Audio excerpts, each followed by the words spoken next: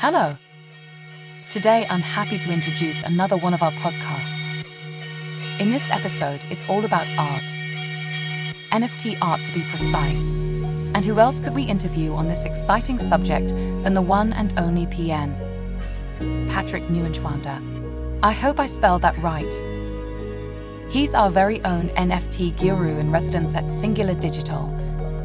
PN is also CEO of our sister company SNGLR.NFT, where a group of art collectors across Southeast Asia, Middle East and Europe have built a wonderful NFT art collection over the past few years. Listen in to how Patrick sees this growing space and what his key takeaways are. Thanks for dialing in. I am Natalie, the new head of public relations at SNGLR. As you know, at SNGLR we truly love to surf exponential tech waves for a better, brighter future.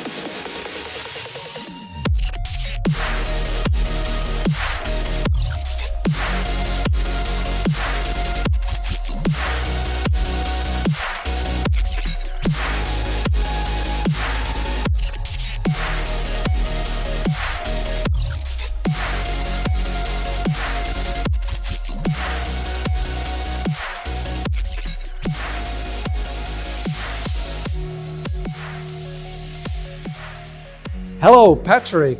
Great to have you in our podcast. How are you today? Thank you very much for being here. I'm very good here in the Kaserne Basel. It's always nice to be here. I'm looking forward for this little talk we have here. Awesome. Yeah. I mean, since I know you in the last couple of years, you've been so excited and so passionate about NFTs. So, of course, there's always a very individual journey behind that. So, how did you get into NFT and what is that fascination for you? I actually came in touch with crypto first. That was back in 2012 when I lived in China. I used Bitcoin at this time to circumvent the currency control. After that, I just lost the interest again because it served the course, and then unfortunately I did not hoard some Bitcoin, so they were used, they were gone. And then 2019 actually I was interested in NFTs as an industrial case, like supply chain management and so on, but there was nothing really going on. So in one of these video conferences, someone mentioned NFT and art, that this works pretty well. And I was like, that's the moment I was hooked. It's like, it works somewhere, and that's when my journey started. And since mid of 2020, I think I started to be full-time in the NFT space. Awesome. Yeah. I mean, that's when it also all kicked off. Do you still remember your first couple NFTs that you collected? Which were they? I actually still own them. One of them is a picture. I think that was actually really the first one. It's an Indian artist, a female artist. I forgot her name. I'm not sure anymore. I would have to look that up. And it's a woman that's like, you only see her head, and she's like, she's lying on a bed, but you only see the head, red hair, and really mesmerizing eyes. So that was my first on Maker's Place. Awesome. And I still have it. We're gonna add it into the podcast, right, so for the viewers to see which one that was. It's not one of my best ones, but it's the first. Yeah. Yeah, and then it was a bit of a roller coaster, right? So what happened then for you? Then it was just amazing how it. I got some, because I was earlier than most. I got some really nice grails that are so-called blue chips, or whatever you call them nowadays. And during the big bull market, I basically was trying to organize more money to buy more, right? But that didn't really work out. So like everybody, I was happy. I was lucky with some of the buys and unlucky with others. I think it was a pretty much uncontrolled frenzy, also in my part. And we started then to plan out, or we got this idea of how could we bring other people to this NFT space. And I think that's where the idea, I think, was born of Singular NFT. It took then a while until we actually really were able to start, but I think that was also the point where this one started. So it's a bull child. A bull run child, yeah, awesome. Yeah, what I personally like about it, it's a real global thing. So there's people in Southeast Asia that, as the expert obviously know, they're normally more into collectibles, but we have a lot of people there that also look at art. People from the Middle East, people from Europe. I mean, how do you see the global NFT community develop? What excites you there? NFTs are, especially in the art and the collectible field, they are an amazing enabler of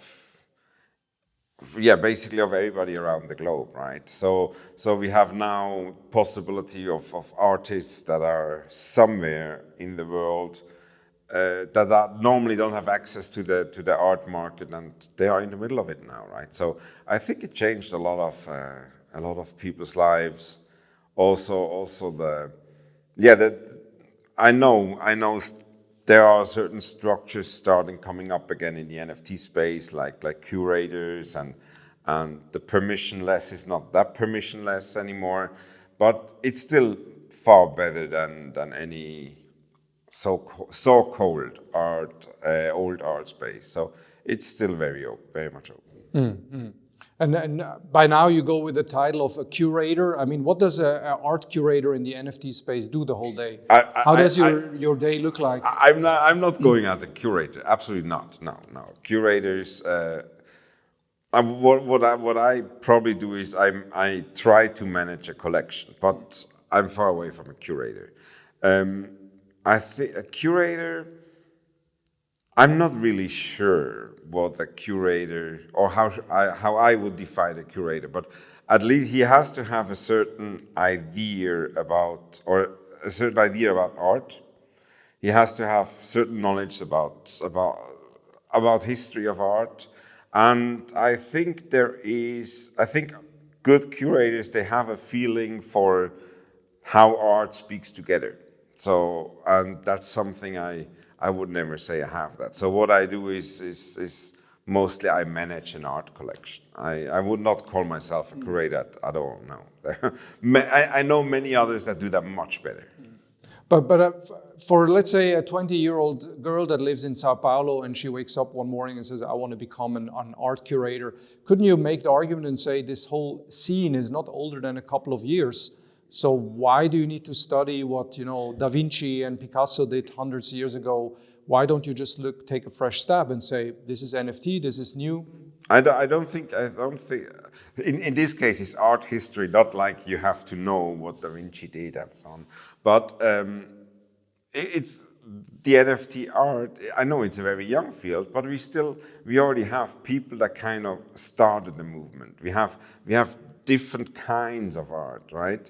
So it's already, there are certain niches you should know about.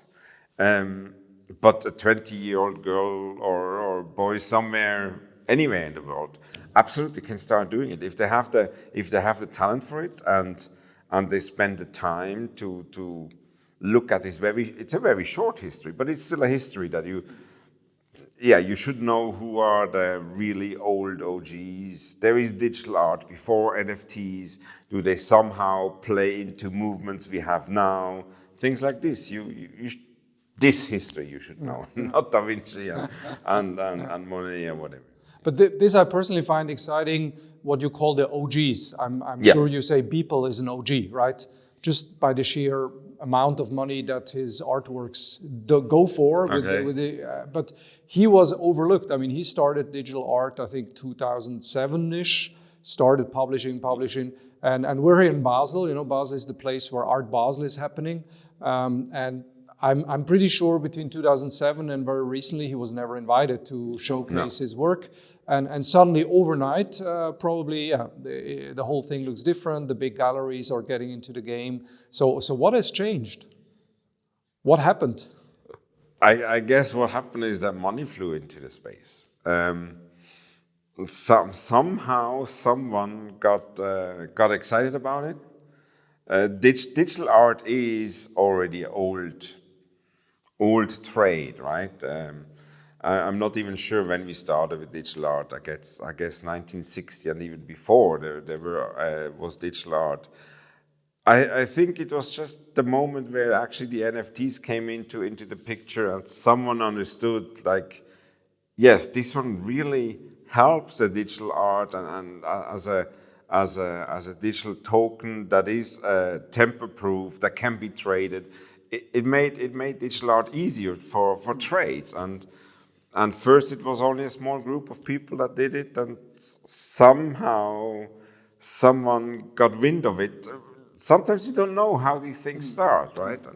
And suddenly it exploded. I don't know who was the one that brought it. Really triggered, yeah. Yes, really triggered. Yeah.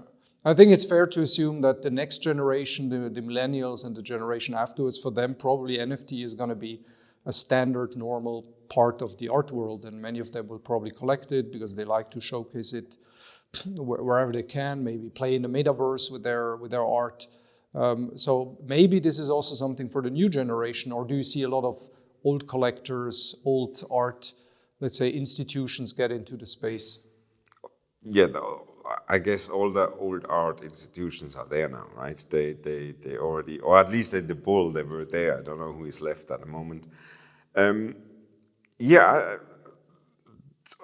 term NFT art, right, is already something that is actually not used anymore nowadays, right? And for the young generation, it's clear NFTs will be everywhere. And if this is art, if this is loyalty programs, if this is supply chain management, if it's ticketing, it will NFT themselves. They will just, as technology, they will disappear out of the mind, but they are an underlying technology that will be used everywhere. So digital. If someone talks about digital art, then they talk about digital art because they like it, because, like you say, they hang it in the office or they hang it in the metaverse or wherever. And it's just normal that this is an NFT. What else should it be, right? you often have this, like, if you tell someone, yeah, you know, we had phones before mobiles.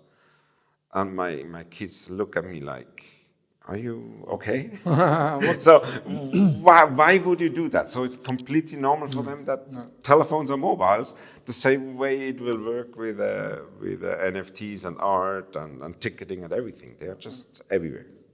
Awesome. So I know one of your key parts of your job is just being connected with artists around the globe, artists probably also here in Switzerland. I mean, up to you who you want to give a shout out to, but are there some that really inspire you, or people that you look at their artwork in the morning and say, now it's going to be a good day? I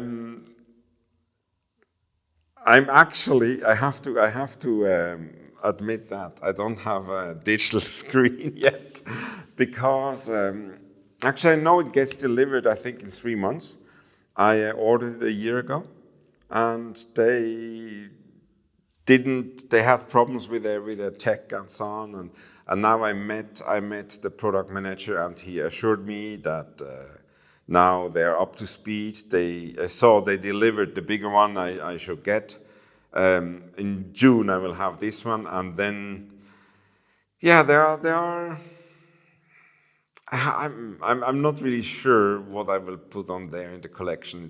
And I think that's a nice thing. You can really, it's partially, if you get up in the morning, you probably see the screen empty, and then you actually can say, okay, and that's my mood today, right? So you can actually do it the way that my mood decides what I look at today. And it might change. Probably it's a good art project idea to actually have a camera on this situation where you in the morning decide, and over time, like the 5,000 days of people, right? Over time, you see how your mood swings during a month or whatever. I don't know. That's let's see what's happened there. I'm not sure yet how I decide if I let the art get in according to my mood or if the art decides my mood. I'm not sure yet. But at least when in Singular NFT, your nickname is the Pirate, because Yes. in all our Zooms, you always have the same NFT Yes. as your profile Yes. picture. So which one is that? That's one of the Avastars. Avastars. Yes, that's one of the very old on-chain projects. In this case, it's really purely on-chain. So whenever the infrastructure of Ethereum is up, you can reconstruct it if you lose it. They were very early. They struggled a little bit. Like many of these older on-chain projects, they never really made it to mainstream. I'm actually a little bit surprised. There are others like Clovers and Math and very interesting projects with very interesting concepts, but they never really made it into mainstream. Yeah, but I love my Pirate, and I have a few more, but that's just the one that looks the most serious one. The one, he's not playing games. The closest to your personality. Yes, exactly. if I'm actually, you don't know that because I always have the Pirate on when I call with you. But when I normally call on Zoom, I have a llama that is making like this one of these that is actually chewing a chewing gum. With I think this one, no, the pizzas in the background I think took away. So my personality can change too. And that's one of the newer projects. Just kind of cute, and I like to play with these things. Awesome. Now, obviously, there's still a lot of people out there that haven't gotten into NFT. They're maybe scared about what's happening. I mean, recently, together, we did something that was quite adventurous. We took, I think, like 30 CEOs from Swiss companies, like mid-sized, large companies, into an art gallery that you have built and curated. And you led them around, not just for 5 minutes, but I think it was for 30, 40 minutes. What was your experience? How did you feel? Was this catching on? Did you feel a lot of interest, or were some of them bored or got lost or disconnected? I mean, this is probably something more and more people will try to experience. What was your lesson learned, or how did you experience that virtual guided tour through an art gallery in the meta? Yeah, that was a very interesting experience, actually. The first or the most difficult part was actually to get everybody to navigate. Mm-hmm. So there you see how fresh the metaverse feeling actually is. We are all used to Zoom, but as soon as you're kind of getting into the metaverse, it's on one side a tech problem, obviously, that it's not intuitive enough. On the other side, it's people are not really used to yet. Even myself, I sometimes jump somewhere and I land somewhere completely else, and I don't know how I got there. So this is one thing. Then get the attention of people, because some of them were new in the metaverse and they were so busy with them moving around. I think some of them were in this moment more interested in moving around than actually the art was, because they were generally really fascinated in moving around in the metaverse. So I was surprised on that, and then it was an interest. The reactions were interesting. That art isn't. Yeah, everybody has its own art taste, right? And some things or some pictures that really fascinated me, or probably because of like art blogs on the technology and so on. If you are not into tech or into this generative art, it's not that interesting for you. And so the reactions in the metaverse were pretty good, and then afterwards it was not to everybody's taste, the art, but it was really, really fun to be there. And I think afterwards I unfortunately was only there as a virtual Patrick, So I think it was fun, and people had fun also to talk about it afterwards. I think what you said there. Yeah, I mean, the feedback was extremely positive, especially because most of them came into this with the assumption NFTs are just a JPEG that costs an awful lot of money and is just useless, so why even bother? There was, as you mentioned, a lot of technical issues. I think it took us like 10 minutes to get everyone into. At least, you know, the laptop started and the app is running and everything. But I think it was for everyone a very refreshing new experience, and I feel we will see much more of that going down the road. But let's talk a bit about technology. I know you're a big Discord expert, and I would say the NFT community wouldn't be where it is today without Discord. You've done amazing big Discord projects for, you know, Puma, and you worked together for FIFA. So what is your experience with Discord? Why are you such a big fan and advocate of Discord? I think people that build or manage these Discords, none of us is fan of Discord, because Discord is actually coming out of the gaming. I think it's partly voice during games and especially discussions afterwards. So it's actually not especially made for NFTs. And somehow Discord took this place as communication hub for Discord for NFTs.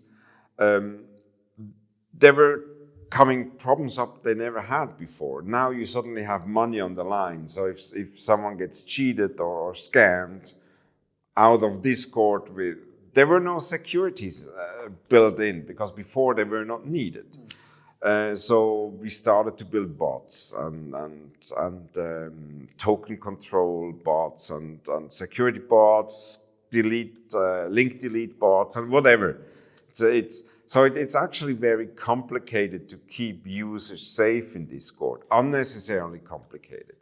But so far, there is no competitor on the horizon. Interestingly, I don't know why. And that makes it a little bit difficult to handle it, but yes, it is an absolute must. And we handle a few very big ones, like the Puma is, I think, Pixel Vault is at the moment still one of the biggest ones. It's in the top 100. Then the Porsche one is a special one. We had there a completely different concept.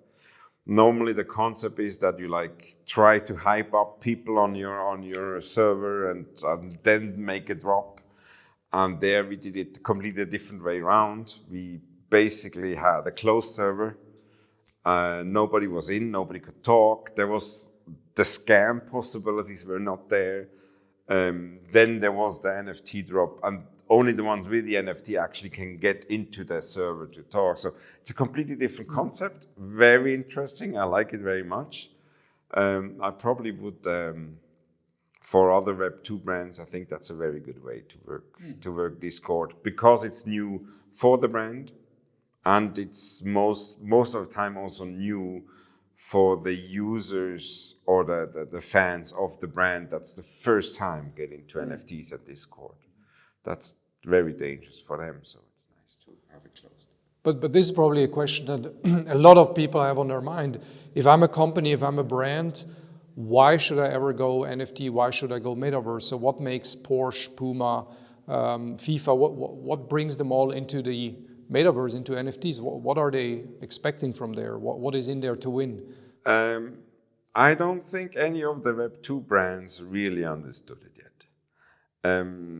I think many of them came in because it's something new, it's something interesting.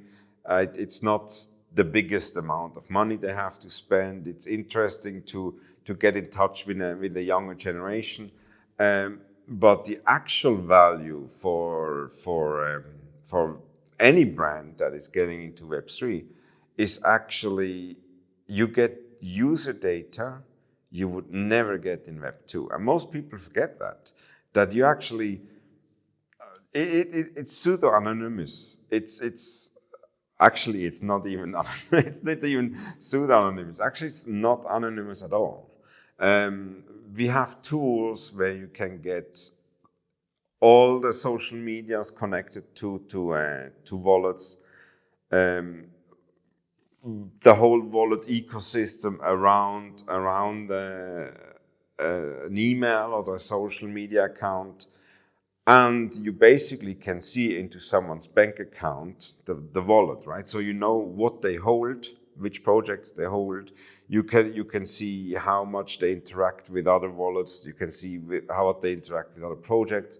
You have a view far deeper than in the classical marketing, where we lose cookies now, where we by now lose a lot of information. And I think this is not very well known yet at the big companies, but it's coming now more and more. And then clearly you have just the marketing advantage, right? If you can target people that basically hold your competitors' NFTs and see that you get them over to your company. Yeah, so that's very interesting aspects that are not used a lot yet. But here's a trick question. Assuming all these brands, be it, let's say, Gucci from Gucciverse, or you have Porsche, or you have, let's say, a beverage brand like Campari, let's say they all create their metaverse, they engage with customers around the world, they collect all the data. Who's going to ever analyze that data? I mean, don't we need more AI in the space? I mean, this podcast is introed by Roberta, who's a deep learning algorithm built AI persona. Isn't this more the turf for AIs? Aren't we humans soon outpowered to even analyze all that massive amount of data? We already are outpowered, right? So we don't know anybody that is still doing that by Excel sheets. Because so yes, we already have algorithms in the classical marketing. And it's a perfect field for AI. Absolutely, the data is more or less structured, so an AI can do fantastic things with it. Absolutely, there will be huge use cases for that. Yeah. Wow. And maybe I'll soon have a shopping guide, which is an AI that tells me, "Hey, Daniel, did you know this brand just is doing a drop? Don't you want to take a look at it?" So basically, AI is analyzing the data, doing the marketing strategy, and probably then selling stuff to you.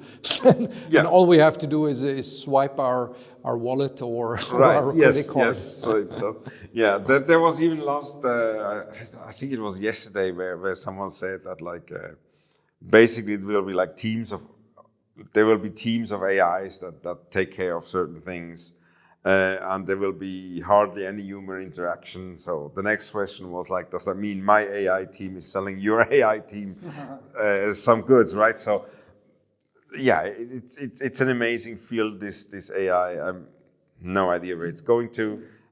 There are very positive outcomes or the negative ones. Nobody knows. It's what I already have running at home is actually several AI agents that talk together and optimize each other. So that's also one thing that I'm I think it's amazing that you can do that at home on a computer. It's just open source. It's GitHub. It's beside NFTs, the whole digital space is amazingly fast developing at the moment.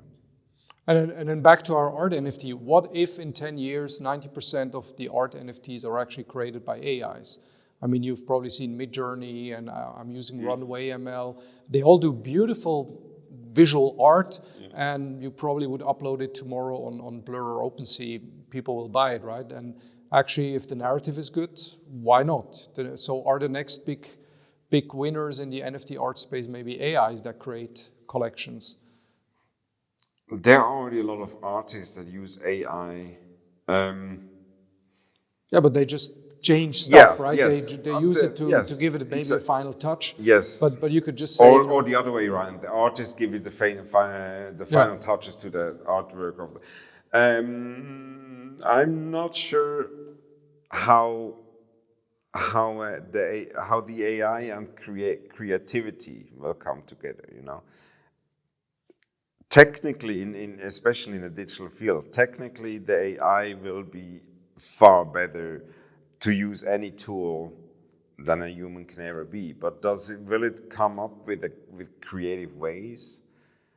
I don't know how it will happen at the end, but sometimes AI is normally something that is because it's algorithm and it needs data that are historic, right? It never has future dates. It always has. So when does it get the ability to be creative like a human is, that you can actually think about something completely new? And often artists have that they come up with something like that's. I don't have an answer to it. It's really difficult to say. But yes, and there is beautiful AI art. We will have to find a way to mark, to make a distinction. Which one is AI art most likely, and which one is human influenced?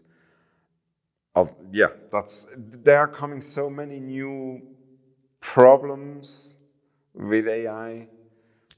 I'm sure we will solve them, but at the moment I don't know. I don't have a solution for it and an answer to how we want to do it. Let's hope if it has a stamp on it, human made, yes. It gets a premium in the market. Exactly. But fingers crossed on us. Exactly. Maybe to conclude, let's look in the future. I mean, you will be soon at NFT New York, which is probably the biggest happening. I mean, tell us about that. And then also in June, you're organizing, actually here in the Kaserne Basel, a little get-together, again, followed by a wild party during Art Basel. So what are these two things, New York, Basel?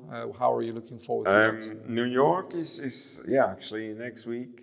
I will I'm really looking forward to it. First of all, I have a slot for a presentation.